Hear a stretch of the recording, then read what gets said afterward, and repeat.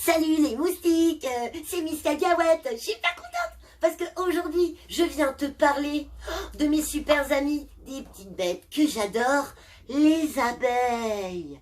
Waouh, moi je les adore les abeilles, elles nous fabriquent du miel et puis elles jouent un rôle très très important sur la terre.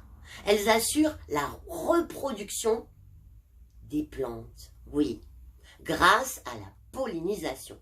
Et oui, une abeille, ça va de fleur en fleur, et en se déplaçant de fleur en fleur, ça déplace une partie de la fleur d'avant sur les autres. Et c'est comme ça que les plantes se reproduisent. Elles ne sont pas les seules à assurer la pollinisation et à assurer la reproduction des plantes, mais elles ont un rôle très très très important et elles sont menacées aujourd'hui les abeilles. Ben oui, parce que d'abord on fait de la monoculture nous, ça veut dire que nous les hommes, on vient planter tout le temps la même chose au même endroit et que tout le reste disparaît. Après pour que tout ça pousse, dedans on y met des pesticides. Alors les pesticides c'est du poison, c'est des produits qui font grandir les légumes et tout ça et qui empêchent les bêtes de venir dessus, mais ça les tue. Alors c'est dangereux pour elles. Et puis après, aussi, on détruit des endroits de la nature pour venir construire des choses. Et ça aussi, ça fait du tort aux abeilles. Et puis le climat change, alors aussi le climat, ça leur pose des soucis. Alors aujourd'hui, il faut faire attention aux abeilles, les petits loulous, d'accord? Ok? Parce que les abeilles, ça fait 40 millions d'années qu'elles sont sur la Terre. Peu! Eh oui! Et il en existe 20 000 espèces différentes. Oui. Et toutes ne vivent pas dans des ruches, et toutes ne fabriquent pas du miel. Il y a des abeilles qui vivent toutes seules, tranquilles. Elles butinent, elles vont de fleur en fleur, elles vivent leur vie d'abeille. D'accord? Sans participer à la communauté. Mais nous, ce qui va nous intéresser, c'est les abeilles sociales. Et puis celles qui nous font du bon miel, les abeilles mellifères. Alors on va s'intéresser à comment elles vivent ces abeilles-là. Déjà, il faut savoir que dans une ruche, il y a 3 sortes d'individus, 3 sortes d'abeilles. Il y a une reine, une seule reine pour toute la communauté. Elle est un petit peu plus grosse que les autres. Son rôle, c'est d'être la référence de la communauté. Elle règne, c'est la reine, c'est la plus importante. C'est elle qui va donner naissance à toutes les abeilles de la communauté. Elle fait ça, et aussi, elle sécrète une substance qui s'appelle les phéromones. C'est une odeur comme ça, imperceptible, mais c'est la façon de communiquer des abeilles. Une odeur qui va motiver toutes les abeilles et qui va les rassurer. Et chaque odeur est unique, d'accord? Et cette odeur-là, d'ailleurs, va permettre aux abeilles, puisque c'est l'identité de la ruche, de savoir quand un individu veut rentrer dans leur ruche alors qu'il n'est pas d'ici. D'accord? Un voleur ou un prédateur. Eh bien, la reine, elle est là. Elle donne naissance aux petits et elle sécrète ses phéromones. Et tout le monde s'occupe d'elle. Elle ne sort qu'une seule fois dans sa vie, alors qu'elle est toute jeune, quelques jours après sa naissance, elle effectue ce qu'on appelle le vol nuptial. Le vol nuptial, c'est la reine qui s'envole, une dizaine de bourdons qui viennent la féconder, c'est-à-dire qu'ils vont l'attraper et ils vont mettre à l'intérieur de son corps à elle une semence que elle va garder dans une poche pour pouvoir la mettre à l'intérieur des œufs pour que ça puisse devenir des filles. Parce que s'il n'y a pas cette petite semence à l'intérieur, cela devient des mâles. Et s'il n'y a que des mâles dans la colonie, eh bien la colonie est condamnée et elle devra disparaître. Mais nous verrons ça après. La reine, elle fait son vol nuptial, elle récupère sa semence, elle rentre dans la ruche et elle n'en sortira plus. Elle est au centre de la ruche et tout le monde la protège et tout le monde s'occupe de ses petits-enfants. D'accord? La deuxième catégorie d'individus, ce sont les mâles, les faux bourdons. Mais quelle que soit la grosseur de la colonie, eh bien il y en a à peu près une dizaine.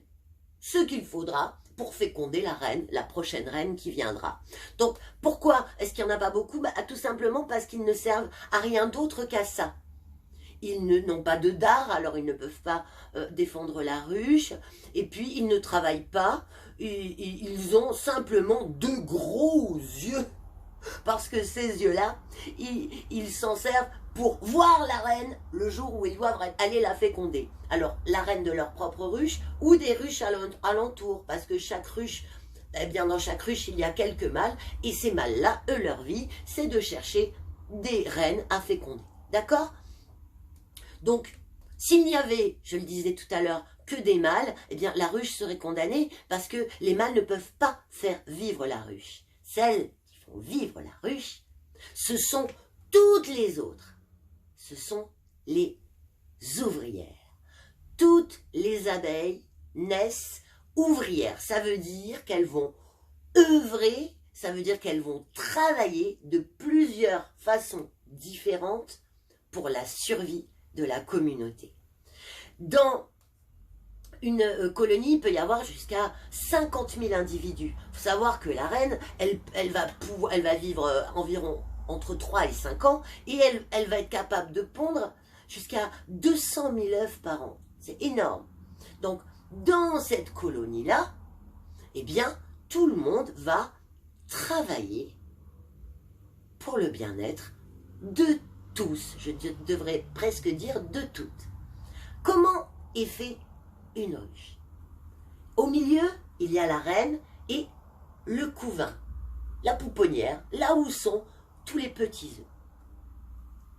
Et autour, il y a le garde-manger et les alvéoles s'agrandissent au fur et à mesure que la ruche grandit. C'est grâce aux glandes cirières qui fabriquent de la cire, oui, que les abeilles vont construire les alvéoles et agrandir toujours la ruche avec des alvéoles qui feront toujours la même forme, 6 côtés parfaits qu'elles fabriquent avec l'avant de leur mandibule, ici. Elles font beaucoup de choses avec leur mandibule. Regarde comment est fait une abeille. Elle a ses antennes, ses mandibules, ses pattes, la corbeille là qui lui sert à transporter le pollen, le nectar et qui s'appelle le jabot aussi, son dard qui sert à protéger si jamais il faut se battre, mais il faut savoir qu'une fois qu'elle aura piqué, elle perdra son dard et qu'elle mourra. Et ensuite, les ailes qui lui servent à voler. Je te laisse regarder cette magnifique abeille.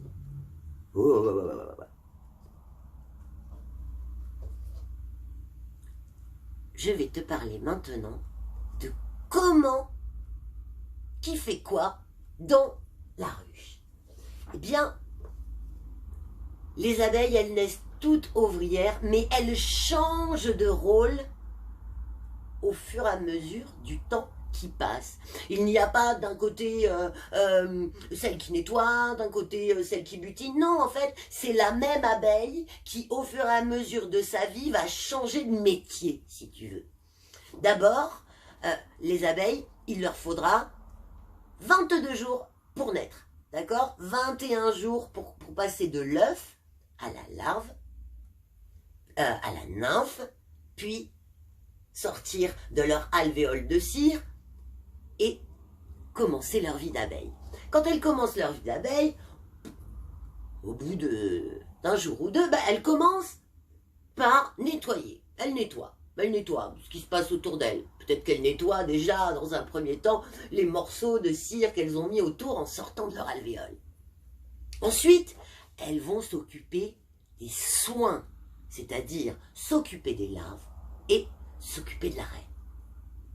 Ensuite, hop, elles grandissent encore un petit peu et là, elles sont chargées de la ventilation.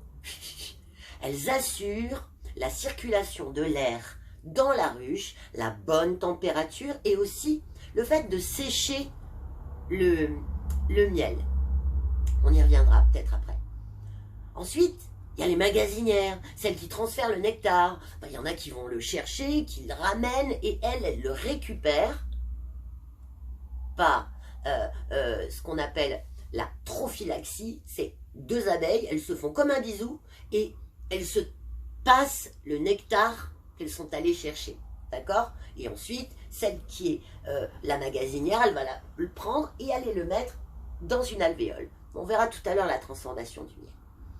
Ensuite, il y a les maçonnes si on veut, celles qui fabriquent la cire et qui fabriquent les alvéoles. Elles vont s'occuper de construire.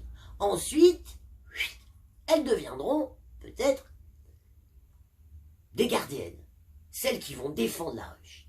Elles sont là, elles sont plutôt vers les extérieurs de la ruche et elles s'assurent que personne ne s'approche, ni pour faire du mal à la reine, ni pour voler des choses à l'intérieur de la ruche. Et enfin, au bout d'un mois à peu près, elles deviennent des butineuses. D'accord? Donc c'est la même abeille qui va jouer tous ces rôles-là pour devenir une butineuse. D'accord? Parce que la survie de la ruche, c'est le fait de ramener à manger. Donc il faut qu'il y en ait beaucoup qui fassent ça. Donc on devient butineuse. On commence par être nettoyeuse et on devient butineuse. On va s'intéresser un petit peu plus à ça. Une butineuse, elle s'en va, elle trouve une fleur, elle aspire le nectar avec sa langue, d'accord? Elle le met dans une poche qui s'appelle le jabot ou la corbeille, que je t'ai montré tout à l'heure, et elle porte le pollen sur elle qui lui vient sur le corps avec ses pattes. Elle le ramène sur ses pattes arrière pour former comme deux bourses comme ça. Elle rentre à la ruche, elle fait une trophylaxie avec une de ses copines qui travaille à l'intérieur pour lui donner le nectar, d'accord? Elle dépose le pollen, les autres le rangent. Quand l'une d'elles a été éclaireuse, c'est-à-dire qu'elle a trouvé une fleur, un endroit, une zone où il y a vraiment plein de choses à aller chercher, elle fait une danse en 8, en formant un 8, d'accord? Car les abeilles se repèrent par rapport au soleil. Elles sont même capables de le voir à travers les nuages. Donc elles savent toujours où est le soleil et la ruche est construite de telle manière que elle est positionnée par rapport au soleil. Lorsqu'une abeille revient et qu'elle veut danser la position de quelque chose, elle va faire une danse en 8, elle va la faire dans un sens et dans l'autre, et ça va donner la direction de la fleur. Et ensuite, elle va faire des petits frétillements en faisant dans la direction. Le nombre de frétillements donnera la distance à laquelle se trouvera la fleur. Donc, une danse en 8 pour dire la direction et les frétillements pour la distance. Direction et distance dans la danse. Un frétillement est égal à peu près à 20 mètres de distance. Et elles sont très précises.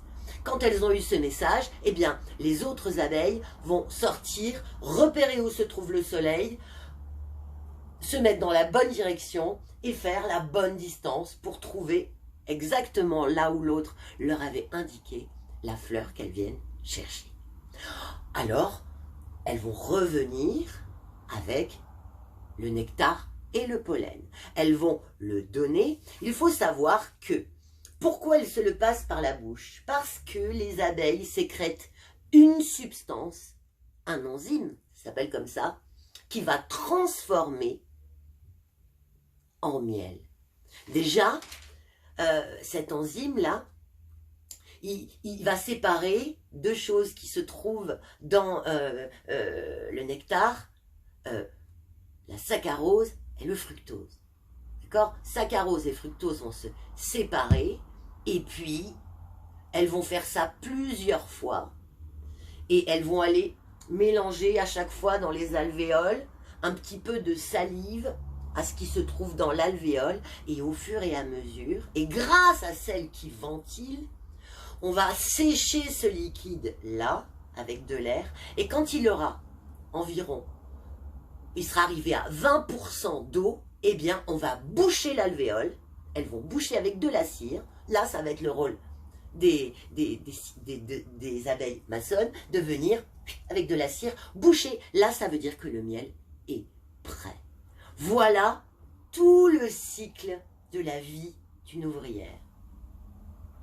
Je veux raconter juste un dernier épisode. À un moment donné, la reine, elle est vieille. Et quand toutes les abeilles sentent que leur reine est trop vieille, Et il ne peut pas y avoir de ruche sans reine. Elle est vraiment indispensable à la vie de la ruche. Alors, toutes les abeilles arrêtent de lui donner à manger. Ça veut dire qu'il est temps pour la reine d'essaimer, c'est-à-dire de former un essaim. Elle va quitter la ruche, la vieille reine, et plein d'abeilles vont venir avec elle. Elles vont la protéger pendant tout le voyage. Et elles vont toutes ensemble tenter leur chance pour aller fonder une nouvelle colonie. Alors, il se peut qu'elle meure en cours de route, de froid, de faim, d'épuisement, parce que cette reine, elle n'a jamais volé de toute sa vie. Alors, elle va être vraiment protégée. Alors, quand elles vont s'arrêter, eh bien, toutes les abeilles vont venir se mettre contre elle pour la réchauffer, pour lui permettre de se reposer. Et tout le monde dans cet essaim aura le même pouvoir. Chacun aura le droit de dire son avis pour dire, bah tiens, par là, moi j'ai trouvé, toutes se mettent à chercher un nouvel endroit pour vivre. Et elles doivent se décider ensemble de là où elles vont essaimer, où elles vont faire naître une nouvelle colonie. D'accord? Donc elles vont, à un moment donné, choisir un endroit.